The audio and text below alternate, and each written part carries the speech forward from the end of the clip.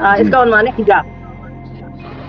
اچھا 35 سال بعد آج میں نے اس شہر میں پھر قدم رکھا تھا جہاں میرا بچپن گزرا، اسکولی تعلیم مکمل کی، پھر پہلے اعلیٰ تعلیم کا حصول، پھر غم روزگار نے مہلت ہی نہیں دی کہ میں ادھر کا رخ کرتا۔ والدین بیوی بچے جب ساتھ ہوں تو بے وجہ یادوں کے پیچھے کون بھاگتا ہے؟ لیکن آج بیٹی کے رشتے کے سلسلے میں یہاں پھر قدم رکھا تو پہلا خیال بچپن کے عزیز دوست نجیب کا آیا۔ اس کی دوستی پر ماہو سال کی گرد نہیں پڑی تھی، اسے اطلاع دے چکا تھا۔ ہوٹل میں سامان رکھ کر دوپہر کے کھانے کی دعوت پر اس کے گھر پہنچ گیا۔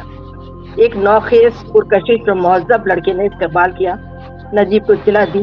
لڑکی جو نجیب کی خادمہ تھی بڑے سلیقے سے ملبوس تھی، سر دوپٹے سے ڈھکا ہوا تھا، لیکن میری چور نظریں ڈھیلے ڈھالے لباس میں بھی اس کے جسم کے قوسوں اور زاویوں میں الجھتی رہیں۔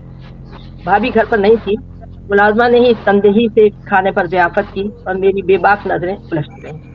رخصت کے وقت میں نے نجیب سے کہا، یار تم متقی پرہیزگار آدمی ہو، ایک نوجوان قیامت کو نوکر رکھا ہے، اسے حجاب اور عبایا پہنوا کے رکھا کرو۔ نجیب نے مجھ پر ایک متاسفانہ نظر ڈالی اور بولا کہ جو میں 2 سال میں نہیں دیکھ پایا تم نے 2 گھنٹے میں دیکھ لیا۔ حجاب کی ضرورت اسے نہیں، تمہاری نظروں کو ہے۔